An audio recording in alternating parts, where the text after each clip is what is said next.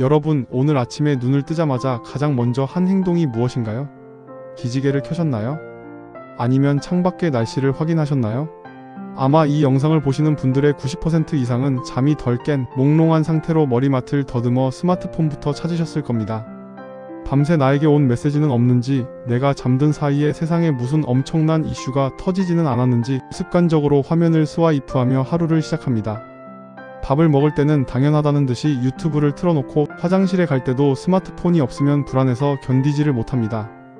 횡단보도에서 신호를 기다리는 그 짧은 1분을 참지 못해 바지 주머니에서 폰을 꺼내고, 심지어 사랑하는 사람과 마주 앉아 대화를 나누는 순간에도 테이블 위에 놓인 스마트폰의 화면이 언제 반짝일까 무의식적으로 신경을 곤두세웁니다.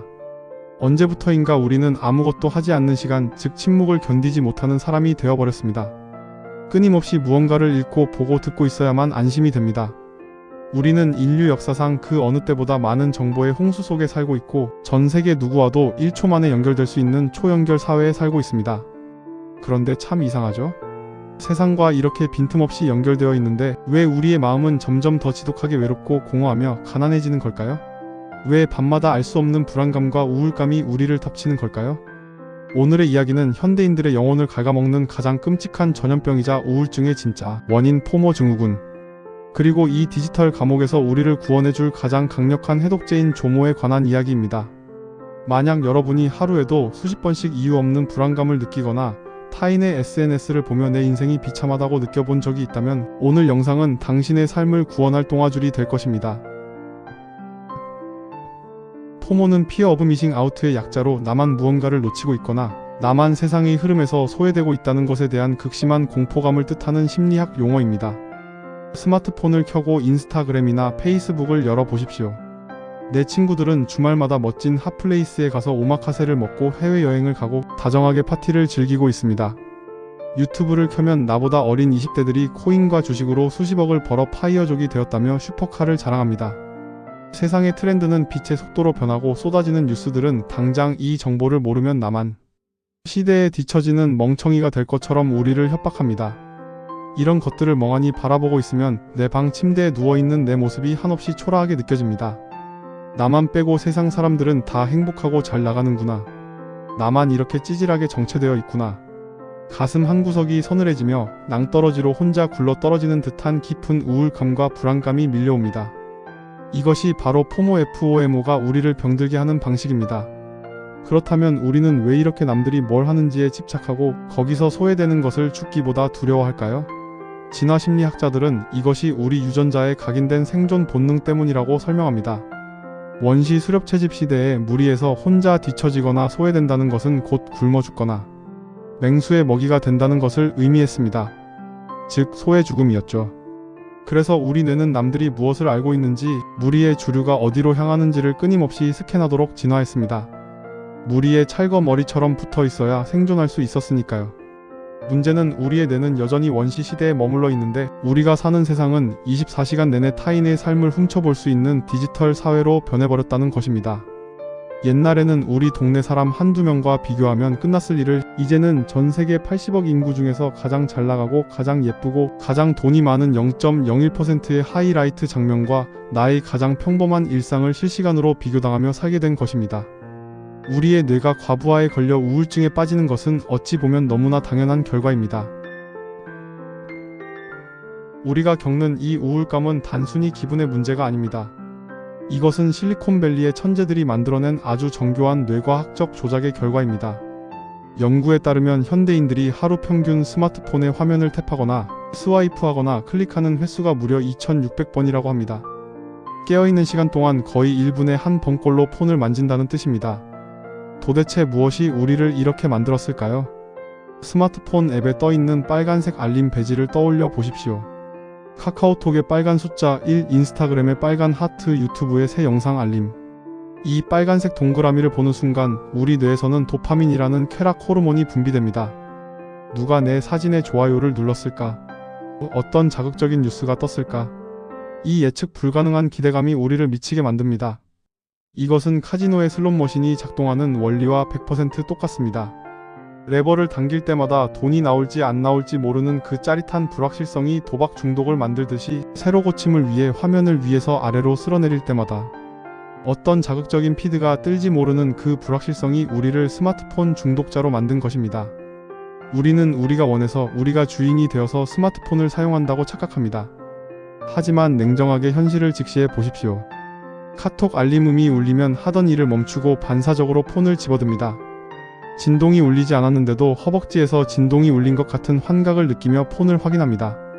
종이 울리면 무조건 침을 흘리도록 훈련받은 파블로프의 개와 지금 우리의 모습이 도대체 무엇이 다릅니까? 우리는 정보의 주인이 아니라 IT 기업들이 광고 수익을 올리기 위해 설계해 놓은 시스템 속에서 도파민을 착취당하는 데이터 생산 기계로 전락해버린 것입니다. 내 시간, 내 집중력, 내 영혼의 고요함을 빼앗긴 대가로 우리가 얻은 것은 만성피로와 수면장애, 그리고 남들과의 끝없는 비교에서 오는 끔찍한 우울감뿐입니다. 그렇다면 우리는 평생 이 디지털 감옥에서 우울증 약을 먹으며 짐승처럼 살아야 할까요? 이 끔찍한 중독의 사슬을 끊어낼 방법은 없는 걸까요? 최근 뼈저린 후회와 깨달음을 얻은 실리콘밸리의 리더들과 심리학자들 사이에서 이 포모를 박살내는 아주 강력하고 우아한 개념이 유행하고 있습니다. 바로 조모입니다. JOMO, Joy of Missing Out. 단어의 맨 앞 글자 두려움을 기쁨이라는 단어 하나로 바꿨을 뿐인데 그 의미는 우주가 뒤집히는 것만큼 거대한 차이를 만들어냅니다. 조모는 번역하자면 놓치는 것의 즐거움, 의도적으로 소외되는 것의 환희를 뜻합니다. 남들이 다 보는 넷플릭스 드라마를 나만 안 보고 있을 때, 남들이 다 투자하는 주식이나 코인판에 나만 뛰어들지 않았을 때, 남들의 인스타그램 피드를 확인하지 않고 하루를 보냈을 때, 이전 같으면 불안해서 미쳐버렸을 그 상황에서 오히려 가슴 깊은 곳에서 차오르는 해방감과 자유로움을 느끼는 상태. 그것이 바로 조모입니다. 이것은 단순히 정보를 차단하자는 금욕주의가 아닙니다. 내 인생의 주도권을 남들의 시선과 세상의 속도에서 빼앗아와 다시 온전히 나의 통제 아래로 가져오는 주권 회복 운동입니다. 영어권에는 이런 멋진 슬로건이 있습니다. 다시 연결되기 위해 먼저 연결을 끊어라. 우리는 하루 종일 쓰레기 같은 정보들과 연결되어 있느라 정작 가장 중요한 존재와의 연결은 끔찍하게 끊어져 있습니다. 바로 나 자신과의 연결, 그리고 내 눈앞에 있는 사랑하는 사람과의 연결입니다. 세상과의 와이파이를 끊어버려야 비로소 내 내면의 목소리가 들리기 시작합니다. 남들이 어디서 무엇을 먹는지 신경 끄고 지금 내 입에 들어가는 밥알의 식감과 온도에 온전히 집중하는 것. 인스타그램 속 남의 자식 사진에 좋아요를 누르는 대신 지금 내 눈앞에서 곤히 잠든 내 아이의 숨소리에 귀를 기울이는 것. 세상이 미쳐 돌아가는 속도에 휩쓸리지 않고 나는 나만의 속도로 걷겠다고 선언하는 것. 남들이 나를 빼놓고 파티를 하든 말든 나는 내 방에서 내가 가장 좋아하는 차를 끓이고 책을 읽으며 이 완벽한 고독을 즐기겠다고 결심하는 것. 이것이야말로 타인의 인정에 목마른 현대인들이 누릴 수 있는 가장 거만하고 가장 호화로운 형태의 행복입니다. 놓침으로써 비로소 쥐게 되는 역설적인 환희, 그것이 바로 조모의 마법입니다.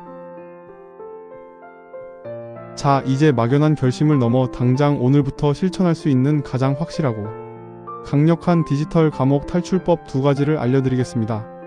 첫째, 지금 당장 스마트폰 설정에 들어가서 화면을 흑백 모드로 바꾸십시오. 스마트폰 앱의 화려한 원색과 새빨간 알림, 배지는 여러분의 뇌에 도파민을 분비시키도록 정교하게 설계된 미끼입니다. 화면을 흑백으로 바꾸는 순간 스마트폰은 마법처럼 그 매력을 잃어버립니다. 아무리 맛있는 음식 사진을 봐도 식욕이 돋지 않고 아무리 자극적인 썸네일을 봐도 클릭하고 싶은 욕구가 절반 이하로 뚝 떨어집니다. 카지노의 화려한 네온 사인을 꺼버리는 것과 같습니다. 스마트폰을 그저 전화기와 계산기 같은 도구의 위치로 끌어내리는 가장 직관적인 방법입니다. 둘째, 방해 금지 모드를 켜고 알림의 주도권을 되찾으십시오. 여러분의 뇌는 공공재가 아닙니다. 왜 아무 때나 누군지도 모르는 사람이 보낸 FC 알림 하나에 여러분의 귀한 집중력과 평정심이 깨져야 합니까? 카카오톡의 단체방 알림은 모두 끄고 전화나 문자는 내가 정해놓은 시간에만 몰아서 확인하십시오. 단언컨대 여러분이 일시간, 아니 반나절 정도 뉴스를 늦게 보고 카톡을 늦게 확인한다고 해서 세상이 망하거나 여러분의 인생에 큰일이 나는 일은 절대 없습니다. 그 실체 없는 두려움은 포모가 만들어낸 완벽한 환상일 뿐입니다. 세상의 소음에 반응하는 수동적인 노예가 되지 말고 내가 원할 때만 세상의 문을 열어주는 오만한 주인이 되십시오. 사랑하는 방구석 석사 구독자 여러분, 혹시 오늘 밤에도 침대에 누워 잠들지 못하고 어두운 방 안에서 스마트폰의 차가운 블루라이트에 얼굴을 비추고 계십니까? 그렇다면 오늘만큼은 당신 자신을 위해 작은 결단을 내려주십시오. 스마트폰 충전기를 침실이 아닌 거실 소파나 주방에 꽂아 두십시오. 그리고 빈손으로 침대에 누워 보십시오. 처음에는 금단 증상처럼 불안하고 손이 허전할 것입니다. 어떤 생각들이 밀려와 괴로울 수도 있습니다. 하지만 그 불안감을 피하지 말고 고요히 마주하십시오. 천천히 깊게 숨을 들이마시고 내쉬어 보세요. 차가운 블루라이트 대신 창문 너머로 들어오는 은은한 달빛을 느끼고 유튜브의 시끄러운 소음 대신 내 옆에서 잠든 사람의 숨소리 혹은 창밖의 풀벌레 소리에 귀를 기울여 보십시오. 당신의 뇌를 향해 끊임없이 쏟아지던 쓰레기 같은 정보의 폭포수가 멈추는 순간 비로소 진짜 나를 만나는 진정한 휴식이 시작될 것입니다. 당신은 세상의 어떤 소식도 놓치지 않았습니다. 오히려 그동안 세상의 소식을 좇느라 놓치고 있었던 당신 자신의 삶을 마침내 되찾은 것입니다. 오늘 영상이 여러분을 짓누르던 원인 모를 우울감과 불안감을 조금이나마 덜어주었기를 바랍니다. 내용이 도움이 되셨다면 구독과 좋아요를 눌러주세요. 아니요. 오늘은 좋아요만 누르시고 그 즉시 스마트폰의 전원을 끄고 당장 눈을 감으시길 바랍니다. 농담입니다만 진심이기도 합니다. 다음 시간에는 시간의 흐름을 두려워하는 분들을 위해 나이 듦이 왜 쇠퇴가 아니라 아름다운 진화인지에 대한 이야기, 품격 있고 우아하게 늙어가는 심리학으로 찾아오겠습니다. 오늘 밤은 화면 속 타인의 삶이 아닌 당신의 고요한 숨결에 집중하는 평안한 밤이 되기를 기원합니다. 지금까지 방구석 석사였습니다. 감사합니다.